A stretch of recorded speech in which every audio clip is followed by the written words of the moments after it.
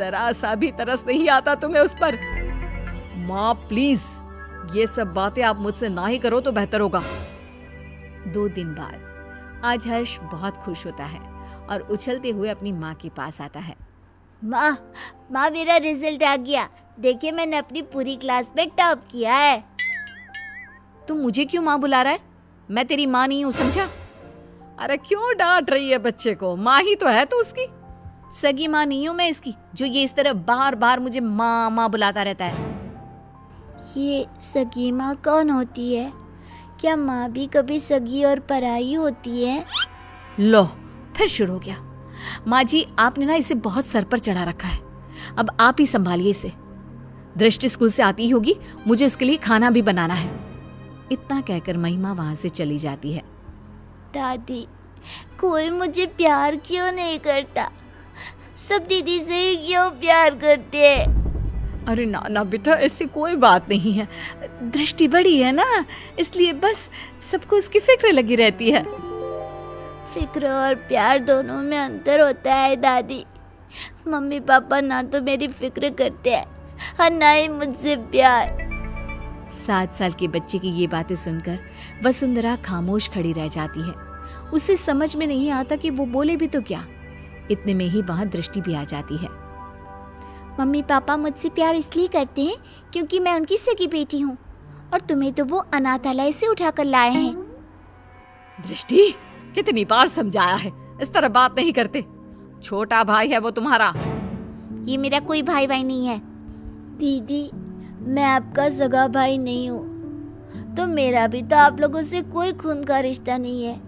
उसके बाद भी जब मैं आप लोगों का स्वीकार कर सकता हूँ, तो आप लोग क्यों नहीं अपना रहे मुझे? शोर सुनकर गिरीश और महिमा भी बाहर आते हैं। इतना शोर क्यों हो रहा है यहाँ? क्या चल रहा है ये सब? देखिए ना पापा इस लड़की को। क्यों रे हर्ष, आप कौन सा ज्ञान झाड़ रहा है तू? मैंने तो बस छोटा सा सवाल ही पूछा था दीदी से। अगर उनके लिए मैं कोई गैर हूँ, तो आप कौन से मेरे सगे हैं? उसके बाद भी जब मैं आपको अपने जन्मदाता की जगह दे सकता हूँ, तो आप लोग ऐसा क्यों नहीं कर सकते? हर्ष के इन सवालों से पूरे घर में सन्नाटा छा जाता है। वसुंधरा अपने आंसू पोंछते हुए गिरीश और महिमा से सवाल करती है। अब क्यों चुप हो तुम लोग? जवाब दो ना इस बच्चे के सवाल का। हर्ष के सवालों का किसी के पास कोई जवाब नहीं होता। गिरीश और महिमा बिना कुछ बोले अपने रूम की तरफ चले जाते हैं। ये लड़का तो जरूरत से ज्यादा ही तेज है। कहीं हमने इसे गोद लेकर कोई गलती तो नहीं कर दी? अगर ऐसा ही रहा तब तो ये हमारी बेटी का हक छीन लेगा और पूरी प्रॉपर्टी हड़प लेगा। तुम सही बोल रही हो महिमा। हमें जल्दी से इस लड़के का कुछ करना होगा। ये हमारी बेटी के लिए खतरा हो सकता है। अगले दिन, हर्ष बेटा कहाँ हो? चलो आज हम तुम्हें कहीं बाहर घुमाने ले चलते हैं। सच में माँ, हम घूमने जा रहे हैं? हाँ बेटा, अब जल्दी से तैयार होकर आ जाओ। हर्ष भागते हुए अपने रूम में तैयार होने जाता है। थोड़ी देर बाद वो तैयार होकर बाहर आता है, जहाँ गिरीश और महिमा उसका इंतजार कर रहे होते हैं। मम्मी पापा, हम कहाँ जा रहे हैं? आज हम तुम्हें मेला दिखाने के लिए लेकर जा रहे हैं। कल तुम्हारे सवालों ने हमारी आंखें खोल दी, इसलिए अब हम तुम्हें अपने सगे बेटे जितना ही प्यार देंगे। हर्ष ये सब सुनकर बेहद खुश हो जाता है।